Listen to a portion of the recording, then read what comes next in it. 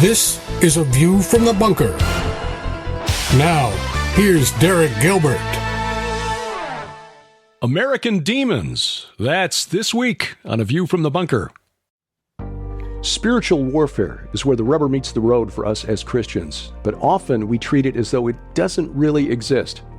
Well, during the month of November, we're tackling this subject head on as we celebrate the release of Sharon's new novel, The Poisoned Pawn, Book 8 in the Red Wing Saga, a series that teaches spiritual warfare through compelling stories featuring characters that you come to know and love. As part of this special package, we're offering the important new book by our friend Vicki Joy Anderson, They Only Come Out at Night, where she looks at the phenomenon of night terrors or sleep paralysis, examines what the medical community says about it, and then digs into the spiritual forces behind it. And the good news, that there is a way to make it stop. We're also offering our 2-disc DVD set, Unmasking the Ancient Gods, a series of presentations on spiritual warfare, everything from the UFO phenomenon to Jack the Ripper and spiritual warfare in the 19th century, which is really where the storyline of the Red Wing Saga begins. Bought separately, this package is worth $65, but it's yours for just $35 plus shipping and handling during the month of November only.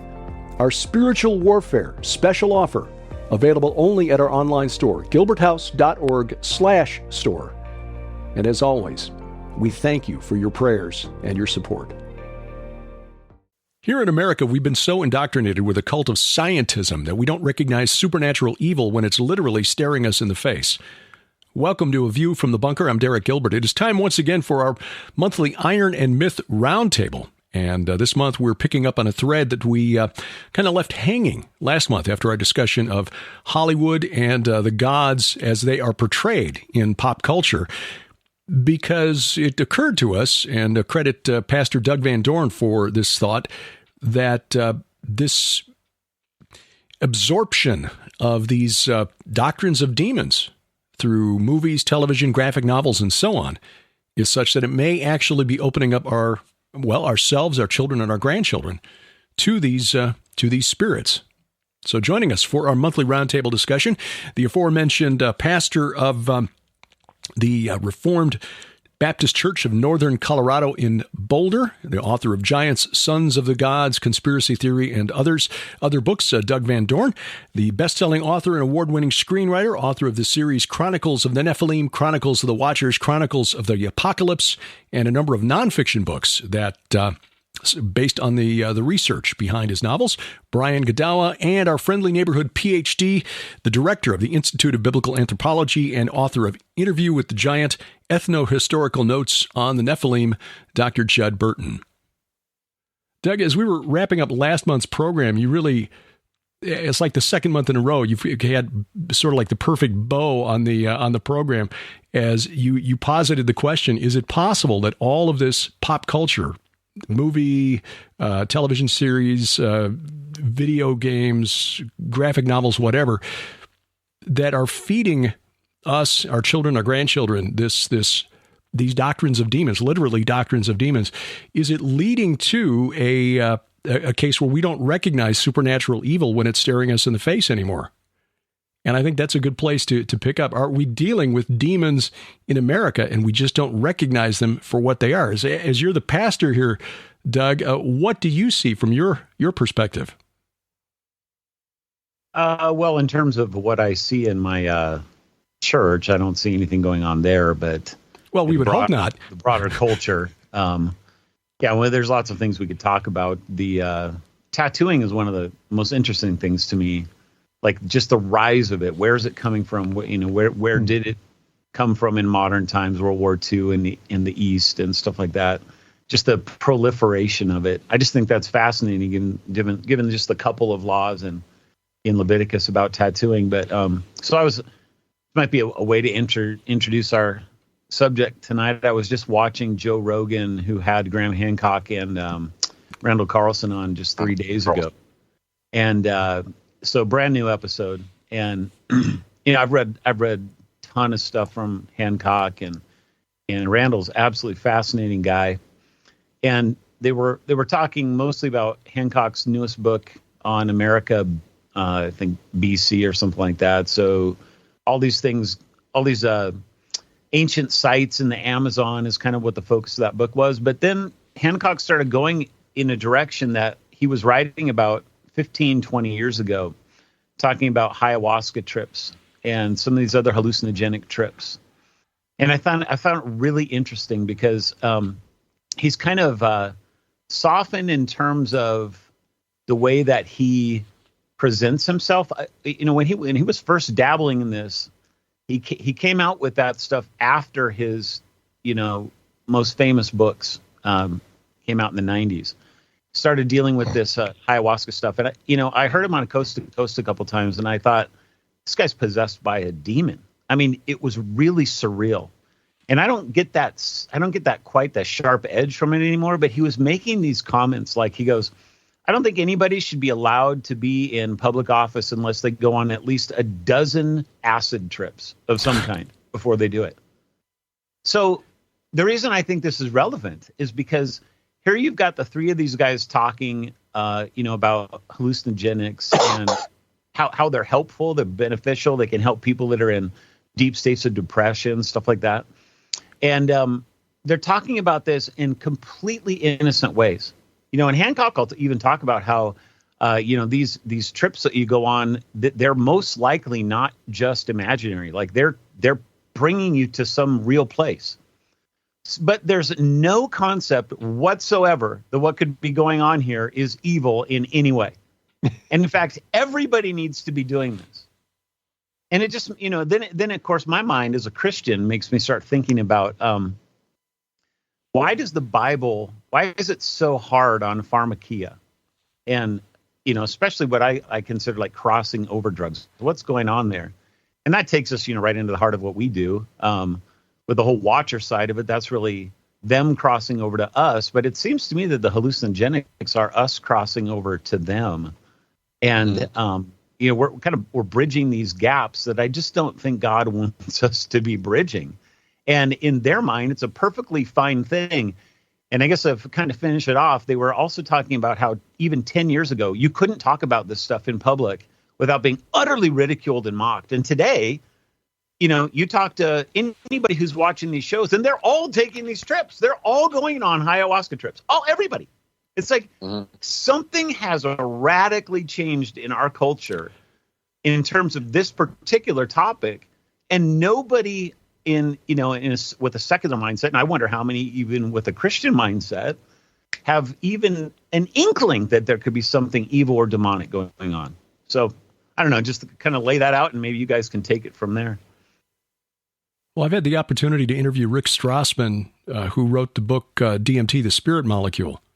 And then he wrote a follow-up book, and I forget what the follow-up book was, but it dealt with the Hebrew prophets. But basically, his research into DMT found that the volunteers who were, they didn't drink the tea, they were injected with it, and found that there were occasions where multiple witnesses would see the same thing at the same time. So given that mass hallucination is not really a thing, they were seeing something that was going on in a different dimension that was not visible to the people who weren't on the DMT.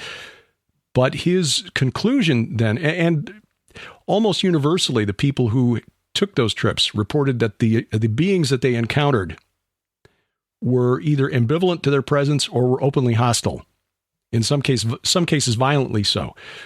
But his conclusion from all this was, maybe we shouldn't be doing this. And Dr. Strassman was raised in a religious Jewish home. He is now, well, I don't know where he is, but he believes that the Hebrew prophets got their visions from DMT or through some process, and that we should experiment more with DMT so that we can replicate what the Hebrew prophets did. Forgetting that he said something almost exactly the same. He said, I think every single religion that's ever been invented started with some guy on a trip. Right. And so that would happen with Christianity and Judaism. And I think both Hancock and, if I'm not mistaken, Strassman also said that the resin in acacia wood was supposedly one of those that could have been the culprit there. And as to whether there's any substance to that, I doubt it. That's a pretty broad statement to make, that every, perhaps most religions found their pantheon of deities that way. But as for the Hebrew prophets, I think you could pound the brakes pretty hard on that one. But Doug, to your point, it is rather strange. I mean, I think there have even been several reality TV shows that have been put out in the last decade where people go in and ingest ayahuasca. It's unnerving. It's this sort of this clear embracing of that side of pharmakeia, the old passages in Enoch that talk about the teaching of root cutting and the binding of roots and spills, and very very clearly, whatever you want to call it, it's some sort of residual watcher tech that's been tapped into, because our bodies produce this, our digestive tracts. That's the other thing that doesn't often get talked about in ayahuasca, yahe, whatever the hallucinogen might be. But in the case of ayahuasca, the so-called vine of heaven, our stomachs actually make an enzyme that inhibits the DMT release. In other words, you have to take another concoction with the ayahuasca in order to suppress the production of that enzyme, so that you can go into this altered state. Right. And so how could man have just kind of gotten to this all by himself by trial and error? It's like, it's almost impossible. I think you and I, Judd, were talking about that maybe in private or something. Mm-hmm. Might be worth going into a little bit more from your point of view. Well, I'm looking at this as both believer and anthropologist. These sorts of we're sort of zoning in on I think Hancock's experience with ayahuasca here, which he's talked about rather prolifically. He's actually written. I know he's written one book. I'm not sure there may be a follow up to it, but as I understand it, and I'm certainly not an expert in DMT containing plants, but as I understand it, in most of these indigenous cases, whether you're talking about South America or Central America, or there are variants of these kinds of plants and other continents as well, the indigenous population figured out that you had to, again, in quotes there, figured out, were given tutelage at some point in the either near or distant past on how to make this stuff that actually suppresses that enzyme in the digestive tract, so that they're able to actualize on the actual DMT release in the plant. Our bodies make a certain amount of it, but it's minuscule compared to the amounts. And Strassman talks about this in his book that Derek mentioned a moment ago. But it's so minuscule compared to the amount that you would ingest from an ayahuasca trip. It just doesn't even compare. And clearly, if these experiences that researchers like Strassman and others are bringing back, are bearing this kind of fruit, if you'll pardon the pun, it should be cause not for embracement, but people should be getting parental warnings and labels stuck on this stuff, like imperil your eternity at your own risk if you ingest this stuff, because it's not just some sort of biochemical experience that you'll go through where you discover yourself. You're actually going to be trafficking with these entities that don't have your best interest at heart. That's one of the things that struck me was in talking about this once with Josh Peck, that Josh has come out of the New Age and he's been very open about that, but he was experimenting with astral projection, and he said that he experienced a very similar encounters with other entities when he was floating around and leaving his body. That he was running into these things. It sounded very similar to the people who were volunteering for these DMT experiments. So the question then is, what are these things? Where do they come from? Exactly. The whole UFO thing, and the relationship of the demonic world. I'm curious to see what you guys think about that.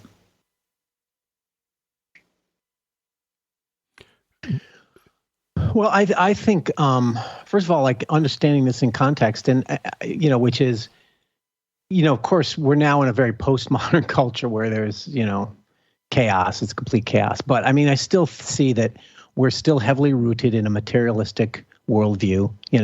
And I mean, even the postmodernism. I've been reading a lot on that, and the whole thing about trans ideology, radical trans ideology, the concept is that it's pretty much Gnosticism, where the body is just material matter and it's not even good matter. And so that's why the inner mind is the soul, or whatever they call it, individual call it.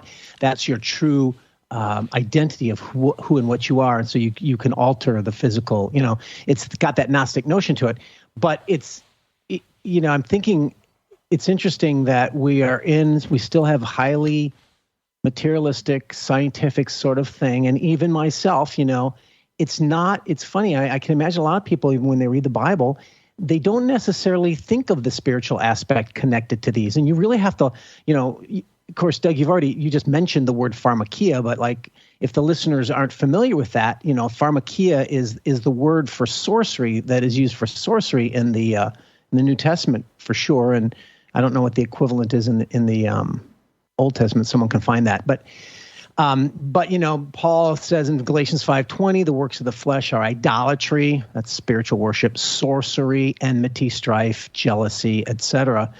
And in Revelation, sorcery comes up a lot and of course the Revelation, that it's a very spiritual context. However your interpretation is, it's about them not repenting from their murders in Revelation 9:21, not repenting from their murders or their sorceries or their sexual immoralities, And then Revelation 21:8, again, the same list of sexually immoral, sorcerers, idolaters, and liars.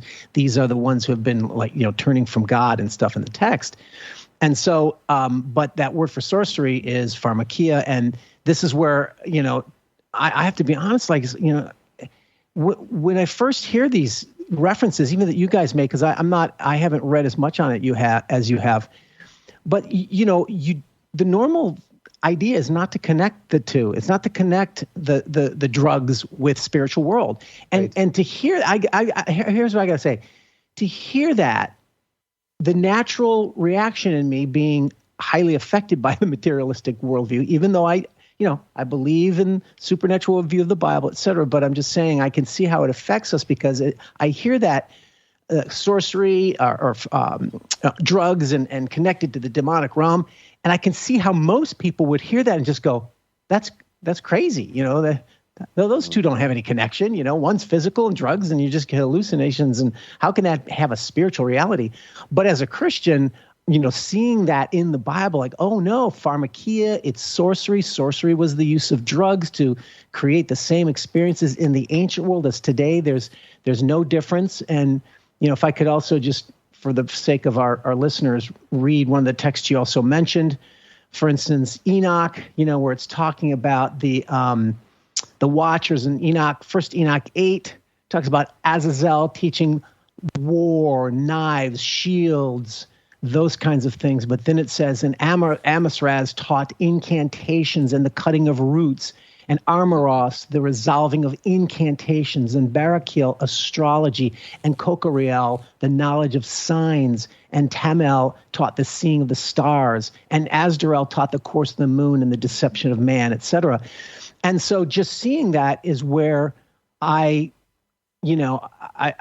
thinking, like, because I kind of feel like I'm more on the outside of this. Like I said, I think you guys have studied this more than I have, but it's profound because people need to realize, I think, how much that materialism has affected us, even Christians, when we don't see that there is this natural connection between that spiritual world and the drugs. It's just, yeah. So I just wanted to share that because that's what I was been thinking of, and like thinking, wow, yeah, you guys are really right. And you're talking about it, you're already jumping into that, but I'm like, at first I'm like thinking, wait a minute, drugs, demons, what? Most people are going to go, how is that connected? But when you really look at the scriptures, look at the ancient texts that back it up and such, and that's where you start to see, the spiritual connection there. That the modern materialist worldview has completely just devastated, just pushed away to the point where I think even Christians aren't getting that, Yeah, I mean, we've been conditioned that anybody who wears a white coat, like the friendly pharmacist, is got your best interest at heart. They know me on a first name basis at our local pharmacy, so I'm not anti-pharmaceuticals for things that have been prescribed, but it is interesting that word. I think we could also take it too far in the other direction, that all drugs are bad, and that's not right. what the scriptures are saying. Yeah, I think that's a good point. Let's step clarify back for a minute, because I don't think that I know that what I'm not saying is that all drugs are pharmakia. Right. Right. I think what I mean is that there's a certain kind of drug or concoction that's deliberately created to help you cross over, to go to the other realm. Certainly not all drugs that you buy at a pharmacy are that way. A little caveat, I think it's important to know, well, maybe a couple little caveats, because when we think of a pharmacy, right there, Brian, I think you've got, and Derek even alluded to it. I mean, it's the white coat, it's the science, this is what we do, and there's nothing going on that's out of the ordinary at all. This is completely good because, hey, it's legal. I got to go to the doctor to have it prescribed to me. So it's got to be okay. But LSD, that's illegal. And so that's what people go tripping on. And so that's got to be a bad thing. It's like we're not integrating how we think about this word pharmakia. And it's not that all drugs are hallucinogenic or created to do that. But it should be also noted that almost all drugs, if not all drugs, do have a natural root to them. I mean that literally, like the roots, the plants. Sure. And all we're really doing is just kind of modifying them with some kind of artificial, concoction in order to be able to make money off it. And I think make money off a plant. So. I think what you said is true, that it's the context too, because there can be, it's using drugs with this particular intent or context of seeking to, as you said, either achieve altered states, crossover, make spiritual connections, or whatever.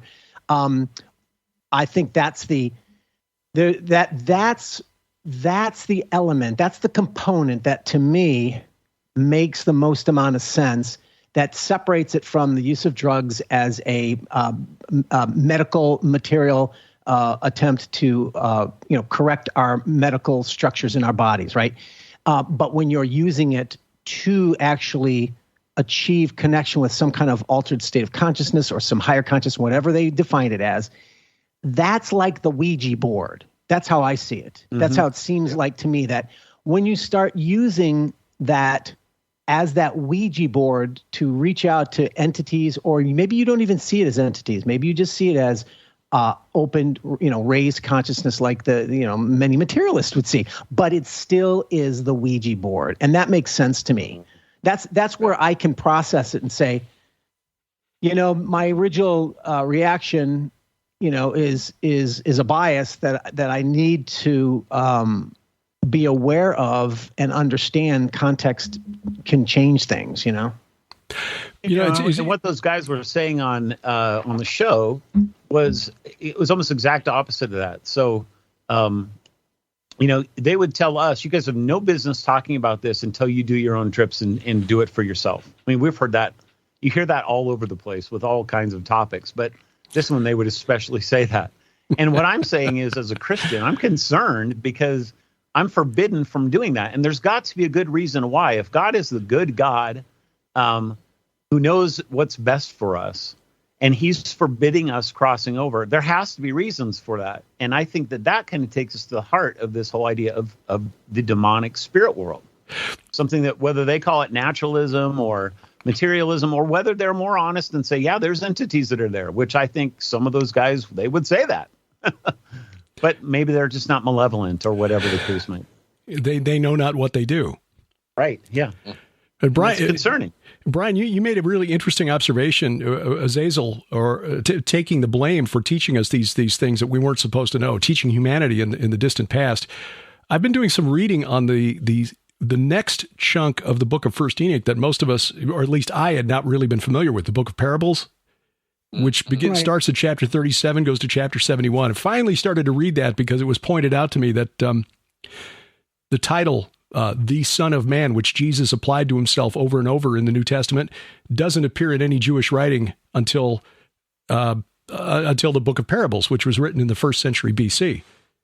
But I noticed in chapter 55 of First Enoch that when God is speaking about when he's going to execute judgment on the fallen angels, he doesn't mention Shemiyaza at all. He says, when I have desired to take hold of them by the hand of the angels on the day of tribulation and pain because of this, because of their rebellion, I will cause my chastisement and my wrath to abide upon them, saith God, the Lord of spirits. Ye mighty kings who dwell on the earth, ye shall have to behold mine elect one, the Messiah, how he sits on the throne of glory and judges Azazel and all his associates and all his hosts in the name of the Lord of spirits. But Shemiyaza was the chief of the watchers back in 1 Enoch 6. There's no mention of him in the book of parables that I've stumbled across yet.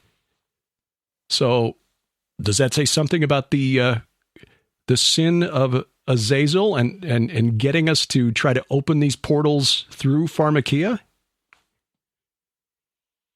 I think Just that a thought. It must, because I think that it has to, because going back to the earlier, the initial passages in First Enoch, we get that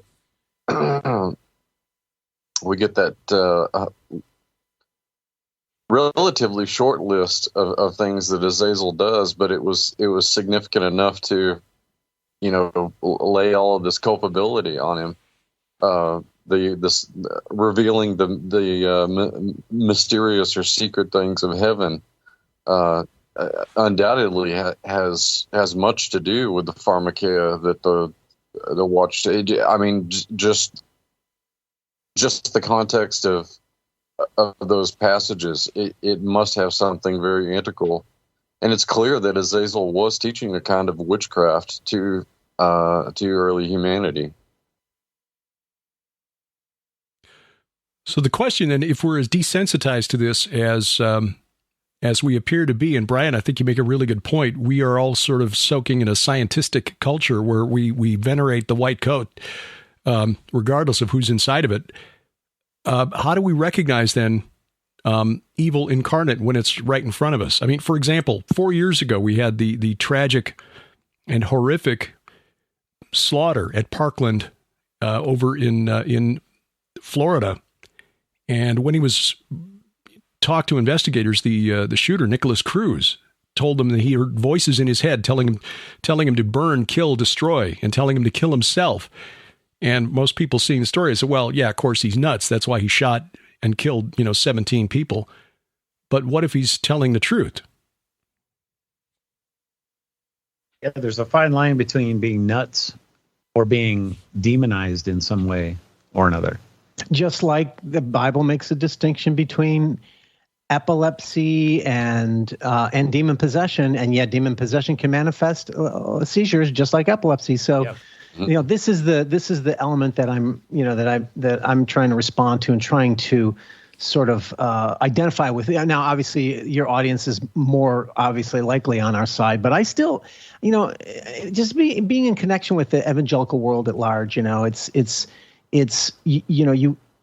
get to the point where you become cautious about people who are saying things like that's demonic, and it's like are these just whatever kooky Christians or whatever? But it's like no, not necessarily. This could be very real. But I do think what you're saying, Doug, is important because it's not black and white. And so we have to be careful, I guess, as well in terms of what we are going to define and such. And it does make it difficult, I don't know. I mean, like I said, I haven't studied as much. And so, but it is certainly worthy of Christians to really consider that reality, I mean, we're living in a world where we're seeing things that, and maybe it's the 24-hour news cycle now, thanks to cable news and the internet, but where people are taking vehicles and using them as weapons, driving through a crowd or driving through a parade or what have you, things that I don't remember as a kid. And again, maybe it's that we're just not we weren't surrounded by news all the time back then. So we just didn't see this kind of thing happening. I mean, I know there's always been evil. Just, look at your typical Assyrian king's inscriptions of his victories and his, it's like pretty evil stuff. But is it happening more? And if so, is it the culture around us, the things that we're consuming through television, movies, video games, the video game industry, which now surpasses Hollywood in terms of annual sales, which especially for young men as an escape is really influential. I mean, are we seeing kids conditioned through those now to where they just don't see the behavior as aberrant, or maybe they're not as able to tell the difference. I mean, hey, they've been conditioned to believe that this isn't a real reality. This is just a sim. So who cares? And you see people doing this with, they'll see something on a news broadcast, some kind of blood and guts thing, and their response is, boy, that looks just like the video game. It's like the exact opposite of reality, right? We live in a highly technological society, and it's like the more technological we get, it's almost like maybe the more spiritual it's becoming, but in a way that people can't accept or understand because it's only technology, right? And so what comes to mind is Matthias Desmet, and he wrote that book that talks about mass psychosis, and he was trying to describe what was happening. Of course, he comes from a humanistic psychological interpretation, but very valuable text, and it really helped to explain a lot of what was going on in COVID, But it makes me also remember, I don't know if you guys have ever read Walter Wink. He's written a lot on spiritual warfare stuff. And he tends to be more of a liberal and a little older writer and stuff. But he was one that would, he'd be a little bit more liberal in his interpretation. But I still thought like what he was saying, there was some sense to it, and just that might need to be readjusted within our context. And that was, he would talk about, it would kind of be like he'd be saying, the Bible very clearly talks about the spirit of the age and spirits and stuff like that. And of course, he felt like, what he described it as was that perhaps it was something along the lines of, it's a reality. It's not like it's a myth or anything, but it's a reality that comes out of the more the collective. And this is where I'm thinking of mass psychosis. The collective, like Babylon, right, or something like that, right? The more that the collective unifies in its evil, a transcendent evil sort of is manifest within that, And of course, we might say, well, yes, of course, whether it's the Watcher or whatever. But it's interesting from his humanistic perspective, he was trying to recognize that there's a transcendent demonic reality that arises out of the mob, basically. Mm-hmm. And that's where, maybe, let me put it this way. I'm surely there would be an interpretation that would say, no, it pre-existed it, but even within the current context, I guess what I'm saying is I do see we are becoming more of a mob-oriented society, and I am more willing to call that demonic, and not in a humanistic way, but in a way that I would say 10 years ago, I would feel like, that's Pentecostal goofiness or something, and I no longer think that way because I see the demonic nature of the mob, And I think that's so interesting, Brian, because what you're doing is you're taking it from what I think most of us talk about with demons is individual sort of thing. This person, this person, this person. And when you attach the idea of the demonic realm to a group like that, here's kind of another example of the one and the many. I once asked a guy, you think that a demon could inhabit a website? Right. And he goes, do you think that a demon can inhabit the web? The whole thing. Yeah. And he just kind of switched the question on me, and I just like, oh, my word, I didn't, what do you even do with that? There's a short story by Harlan Ellison from, 50, 60 years ago called I Have No Mouth and I Must Scream, which essentially is that. It's this supercomputer called I Am, which decides that humanity is the problem. And so it eliminates humanity except for a group of 5 or 6 people that it just keeps alive and artificially long, just so that it can torture them. And so their existence comes down to trying to find a way to kill themselves so they can escape this torture. And they all die except for the narrator who's, telling the story in first person, who then has been biologically changed in such a way that there's no way he can hurt himself. He's like an amoeba. And hence the title of the story, I Have No Mouth and I Must Scream. And it's really chilling. I mean, Harlan Ellison was a gifted writer. Would that he have written, for the truth. But anyway, that's not too far different from what your friend was suggesting there. I mean, look, if it's an electronic processing machine, the human mind is sort of a bioelectrical processing device. And we know it can be overwhelmed by an external entity. So yeah, why not? Well, so here's the challenge I would make back on that is, do any of you know of any biblical, basis for that claim? Like my limited study of demons in the scripture. First of all, I'm pretty sure most of all of us here agree with the idea that a lot of Christians have actually an inaccurate or imprecise understanding of demons. They'll call them fallen angels. Right, yeah. Right. And that's the most common, I think, misunderstanding. And I think we need to get rid of these notions because it does muddy up the waters, right? And so, even though the Bible doesn't say that anything about where evil spirits come from, just that they exist, but it very clearly makes them as unembodied spirits seeking embodiment in human beings. And so that's fine. I get that. And I can even say, okay, and as an organic whole, our humanity can become a kind of a whole in which could have that spirit over us. Yeah, that's legit. And of course that matches the Watcher paradigm, right? Sure.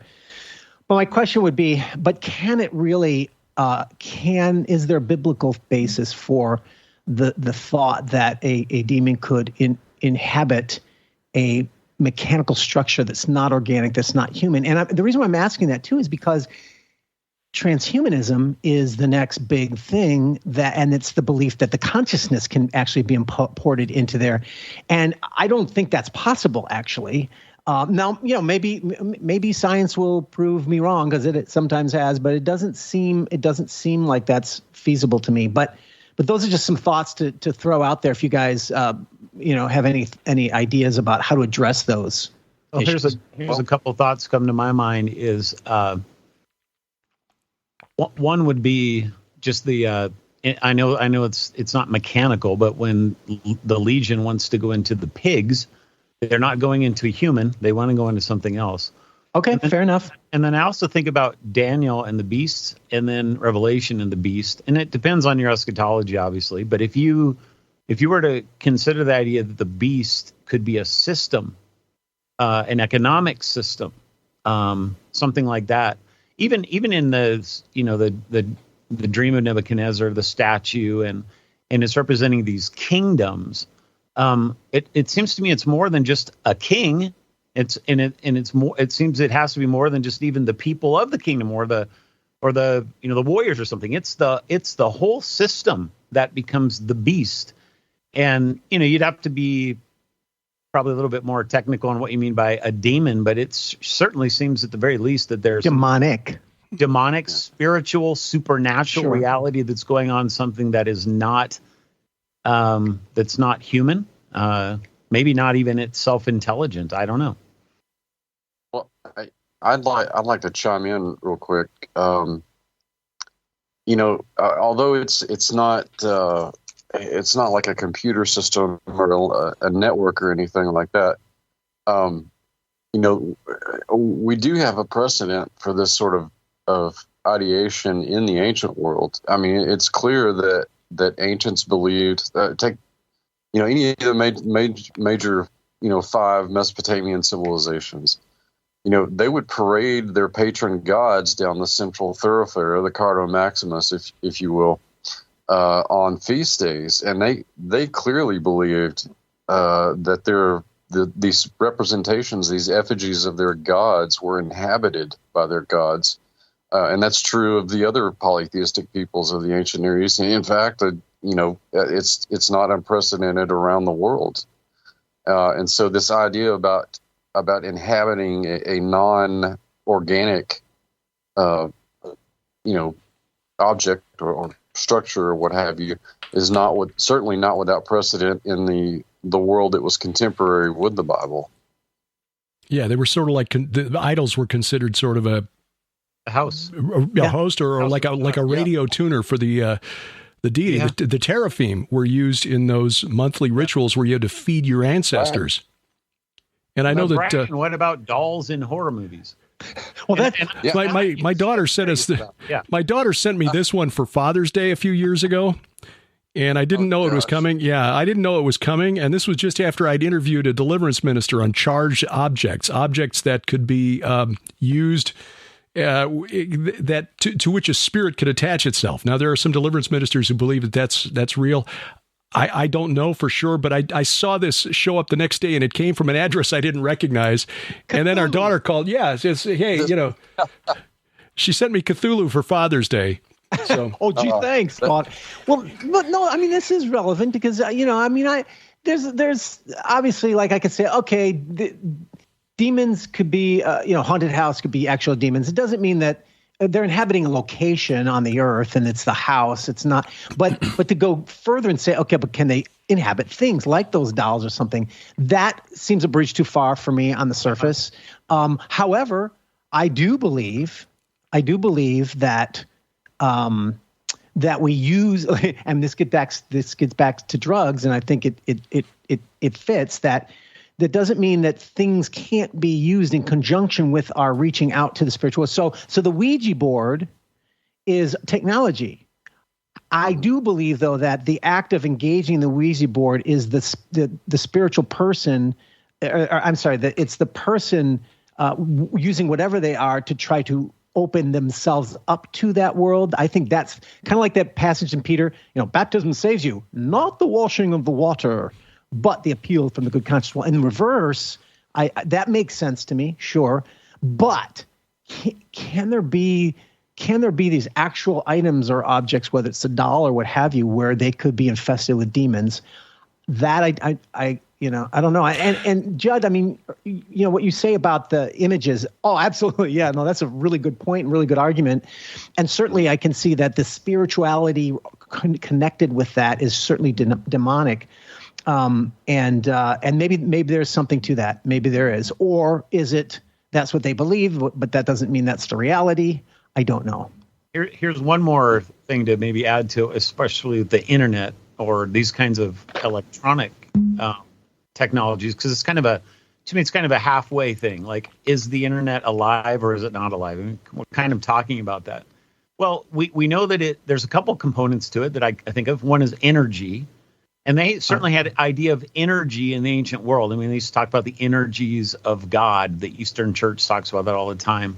The two powers in heaven. I mean, that's energy kind of language. Yeah. So they had the idea of energy, and if we're using that same, I know you're removed by a couple of different languages, but in English, you're using that language. We plug into this energy grid, and the second part of it is light.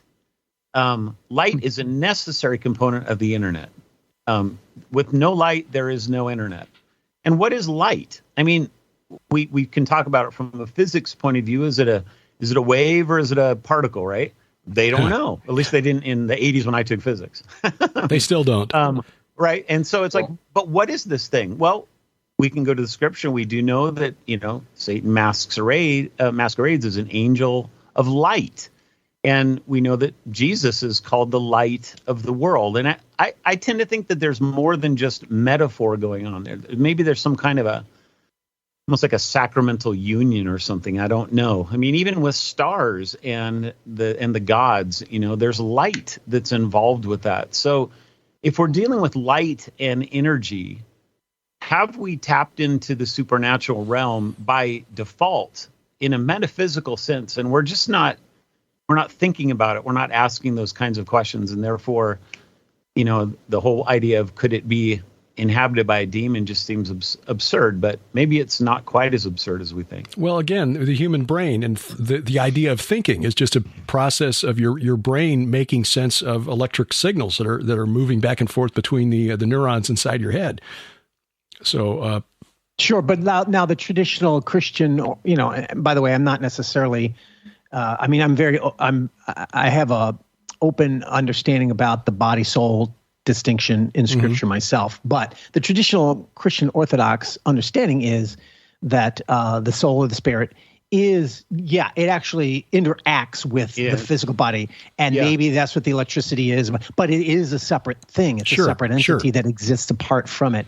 But you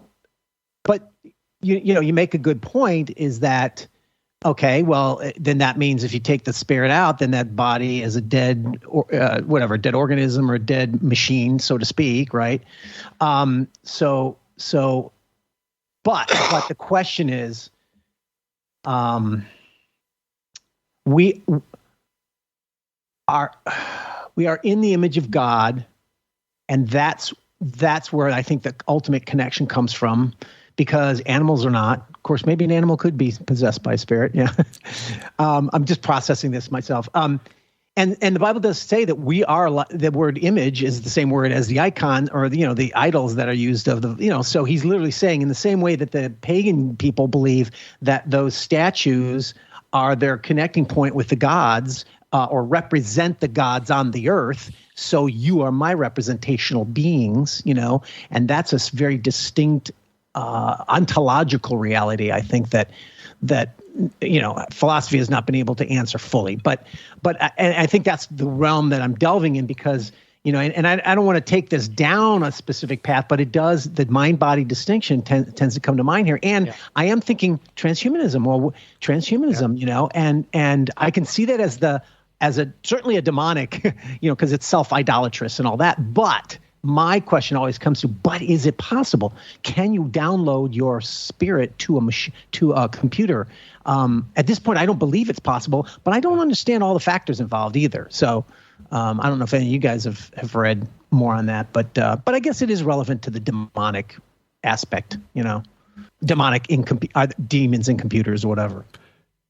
Maybe here would be an interesting question to go, because I don't know that we can go any farther with this. I mean, maybe Judd could, but I don't think I can. But maybe it's not necessary to know if a demon can inhabit the web or a website or whatever, but certainly they can use it. And, part of the initial question was, around where we're at today, is there kind of a demonization that people are not recognizing? I tend to think that something really radical has changed in our culture with the creation of the internet and the demonic world. I don't know that I can put my finger on it, but you just look at the proliferation of pornography and how rampant that is, how easy it is to have access to, and how binding it is on a soul. Yeah. Or you look at the way that people treat one another in chat rooms. It's dehumanizing. Mm-hmm. Like that. If there's anything that's demonic, I don't know, that seems to fit perfectly. I mean, and it feels like it's more than just it's being used for evil ends. It seems like this is a tool that, like, it's almost like it was created for those ends. I don't know. You know what I mean? I'm just saying that something radical has changed with the invention of this technology in our culture that I think is related to the demonic world, that I just, I would like for Christians to be thinking about it more. It certainly facilitates. I agree. It certainly facilitates activities that would not have been allowed when we were kids. I mean, just imagine today your typical 12-year-old going to bed with a phone that's connected to the internet all night long, And you as a parent, you have no idea what these strangers are that are now in your child's bedroom. That never would have happened when I was 12. Yeah. Yeah. Judd, you were going to say something? Yes. This subject, in a general sense, has been on my mind just in terms of research for the last couple of years. And last year, I wrote a paper on the use of royal words that were related to Rephaim and Rabbah and all that, Right. in Eurasian languages. And so this sort of weaponization of culture by the demonic is a precedent that's really set by the Watchers because of all of these sort of basic fundamental institutions that they literally lay the groundwork for in a mockery of the system that Yahweh has in heaven, and so much so that the words that we use even to this day for king and ruler are not only linguistically related. Lots of R words, lots of regal and rex and Rajan, and I do a more detailed analysis of this in the paper, but it's clear that a lot of things that we consider to be the natural flow of ideas, let's say through historical linguistics, maybe something much more ancient and nefarious, given the sort of ideological baggage that these cognates, these words, drag around with them. And so, to your point about the internet being weaponized, and somehow I couldn't stand in disagreement with that, because either from the perspective that it's been a weaponized invention, or that it was actually engineered by entities that were fluent in this kind of Watcher tech to begin with. Yeah, and to support, Doug, what you're saying too, it's like, what came to my mind is, because I'm definitely persuaded that social connectivity, the internet, but the result, the social connectivity that we have is more bad than good, for sure. It's and I see it is the thing that is creating ironically, in a sense, at the same time, the polarization in our world, but because of the ability of more people, of the collective, to connect. So this is where I would say, what you're saying is, this is Babel. I mean, this is the return to Babel, and Babel it wasn't the building being built up to reach the heavens. It was the connectivity to the gods, and that was the whole Yes. what the ziggurats were. And so I do see the internet as the return to Babel, and the resultant demonic evil from that we are seeing makes sense within that context and where it's leading. And so, Okay. Right. So in that sense, I definitely see the demonic nature of it, and it's just kind of interesting that it would be that sort of. My point being, what was the essence of God's separation at Babel was, in our modern words, to stop the global governance, to stop the one world government which would ultimately be idolatry, and it's the deification of humanity. Well, what more is the worst form of the mob that we have is the ability of more people to be able to be united in connectivity, to be able to therefore magnify that evil like never before in history. Right. And we had always seen, well, that's how movements would arise. They would get to know each other. They print things, and then they could get on the phone. But still, people were still separated. And so it's like the internet is going to allow the global mob of Babel like never before. And I do see that as demonic, absolutely. And interestingly, when you get right down to the basic languages that run the computers that we use, it's all bits and bytes. Machine language, 10101100. We're all back to speaking a single language. Oh, That's right. Interesting, yeah. Well, next month. Go ahead. One more thing I want to bring up. This was on my mind earlier. You kind of raised the question earlier, Derek, a little bit with video games and stuff. And I kind of had the same idea, because I run into people talking about this a lot, that, man, you guys shouldn't even be talking about Satan or demons. You're just opening yourself up. Really? Yeah. And I don't know if it's a superstition or their tradition or what's going on there. And I was reminded about this because just the idea of technology as a tool, like, I don't believe that the internet is bad. Right. I don't believe that the internet is good. I had a professor, Doug Grotheis at Denver Seminary, who said technology isn't good, it's not bad, and it's not indifferent. And it blows people away. What do you mean? It's not good or bad or indifferent? Right. It's a tool. All technology, it lends itself to some good things. All technology lends itself to some bad things. And it's never neutral.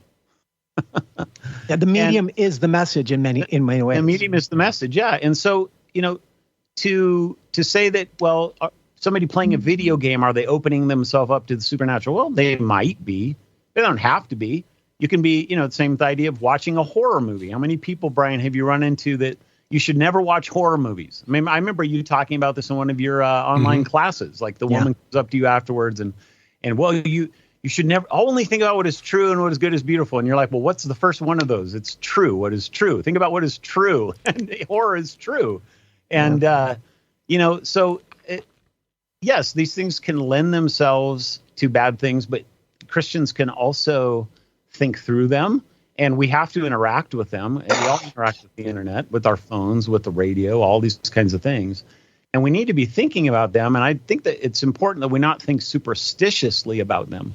Right. But to recognize that there is real evil that's at the very least lurking nearby, if not possibly even in and through it. I don't know the answer to that question. And if we have our minds open to that understanding and we're led by the Spirit of God, then, I think that we're on much better footing than if we just kind of knee-jerk against it and say, we can never talk about this stuff. If we do, then we're going to be opening ourselves up to demon possession.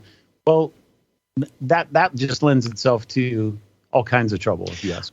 And yet to affirm their side to some degree, it's like there is a good examples of people who might play these games, and if the games are oriented towards getting you to do witch things and warlock things, even reading Harry Potter, I'm not against it intrinsically, but I know that that she has enough real witchcraft stuff in there that I could totally see some young people reading it and looking more into it and taking it more seriously.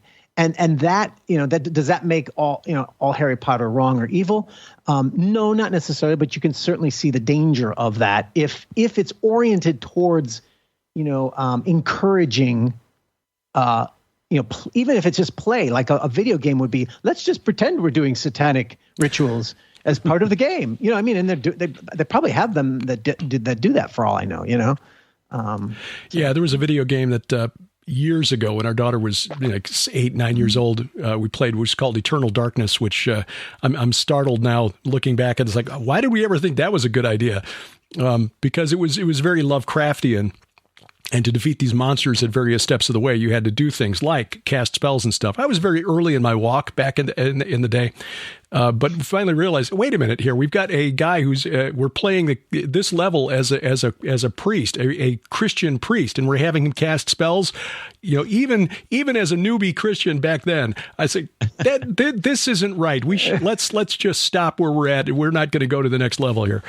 But the bottom line is, though, that most Christians are in that place. When you see the research of the Barna Group month after month, year after year, saying 37% of our senior pastors have a biblical worldview. Like 12% of our youth pastors have a biblical worldview. 6% of Americans have a biblical worldview. It's no wonder we can be looking at guys like Nicholas Cruz saying, the voices in my head were telling me to kill. And he's just one example of many that we could do an entire program on, one after another. And of course, the consensus view is, oh, well, he's just nuts. We can't recognize evil when it's staring us in the face anymore because this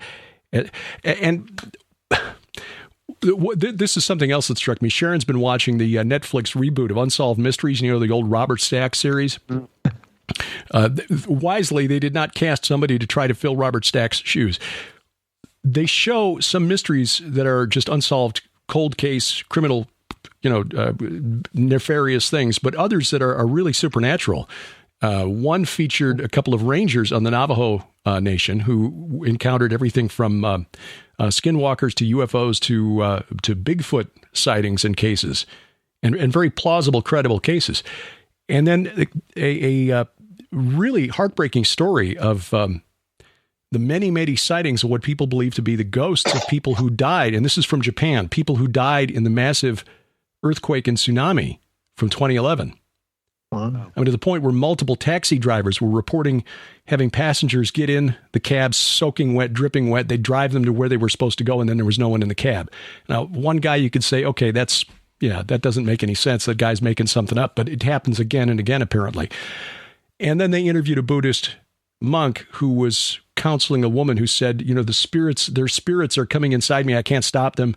She was, from a Christian perspective, appeared to be legitimately demonically possessed, and he was trying to deal with it through Buddhist means.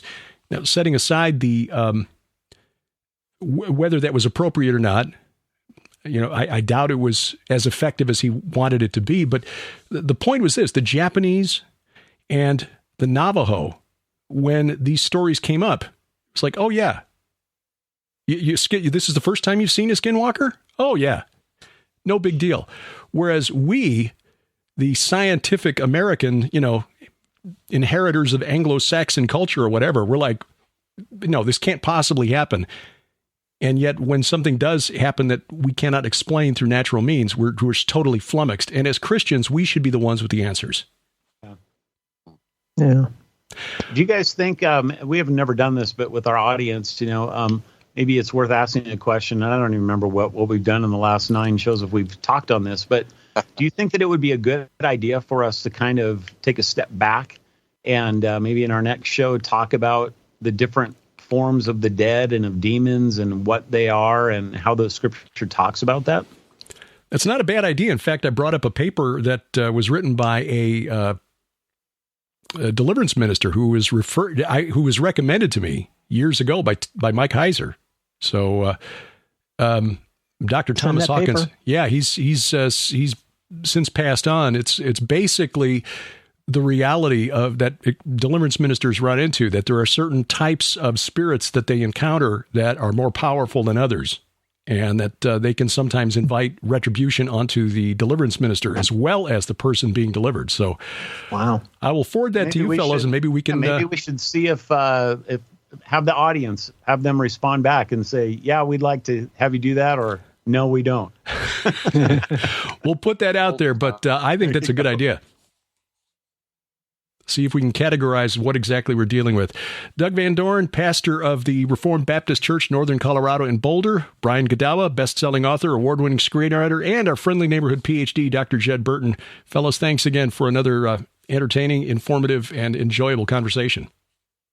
Follow us on the web at vftb.net. You'll find the show notes there. Of course, you'll find them pretty much everywhere, but that is our global audio-visual hub for this particular podcast. But we are on YouTube, youtube.com/Gilbert House. And if you're following us there, would appreciate if you'd take a moment to subscribe and then click the little notification button so that every time we post something new here, you'll get a notice. It's about twice a week that we do something.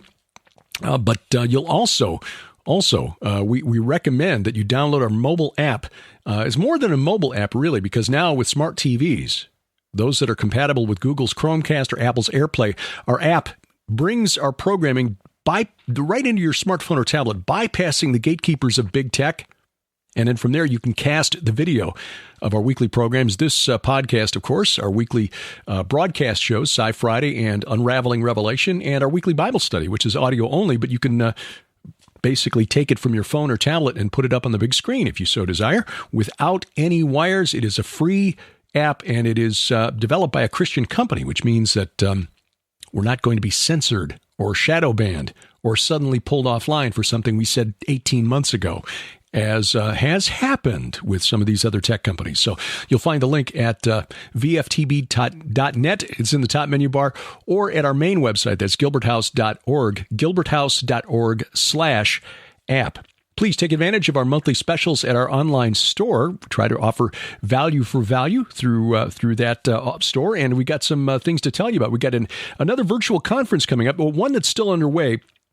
So please take advantage of Skywatch TV's virtual conference while that's still ongoing. That runs through February 4th. My presentation, actually, three of us in this conversation tonight contributed presentations to the Skywatch TV conference exposing the darkness. Doug Van Dorn did too. I guess he was covering for Brian.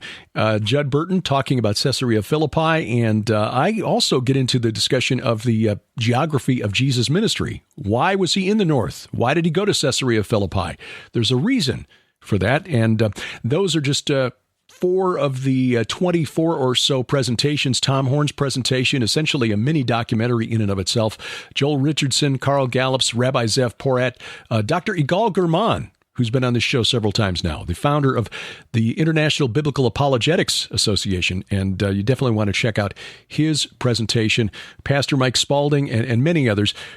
DefenderConference.com. Still time to get access to these, plus the six feature-length documentaries from Skywatch Films through February 4th, DefenderConference.com. There is another virtual conference coming up from Hear the Watchman in the month of January. I will give you more details as I have information on that. Our tour of Israel coming up in March 19th through 30th of 2023, the optional 3-day extension to Jordan. If you've got the time and this is something you've always thought about doing, please give some thought to coming with us. We've got 2 full tour buses already. We're gonna stop at 3. We don't want to get into any more complicated logistics than 3 tour buses. I know there's some ministries that will go, like Jonathan Kahn told me once. They went over there with like 14 tour buses. So you don't get to meet everybody that's on the tour that way. So right now we're at about 100 people, and haven't checked on that in a couple of weeks, but it's about 100 people, and we're looking to max out with a 3rd bus. You find out, you can get all the information on the tour at gilberthouse.org/travel, gilberthouse.org/travel. And God willing, we will go to Turkey next fall. I know we talked about that throughout this year. What with the situation between Russia and Ukraine, we decided it was wise to hold off. We're praying that things work out, but it'll happen in God's timing. We definitely want to see Göbekli Tepe and the Churches of Revelation, as well as some other sites before we're not physically able to travel anymore. So we will post information as we get it on next fall's planned tour of Turkey at gilberthouse.org/travel. Thank you for taking time out of your schedule to watch or listen to this podcast, whether it's YouTube, our app, or listening through any of our podcast outlets, which would include Apple Podcasts, Google Podcasts, Amazon Music, iHeartRadio, Spotify, Spreaker, Stitcher, wherever else fine podcasts are sold. Our announcer, the inimitable D.C. Good. And A View from the Bunker is a production of Gilbert House Ministries, released under Creative Commons Attribution, Non-Commercial, No Derivatives 4.0 International License. We do this because we wrestle not against flesh and blood. I'm Derek Gilbert, and this is A View from the Bunker.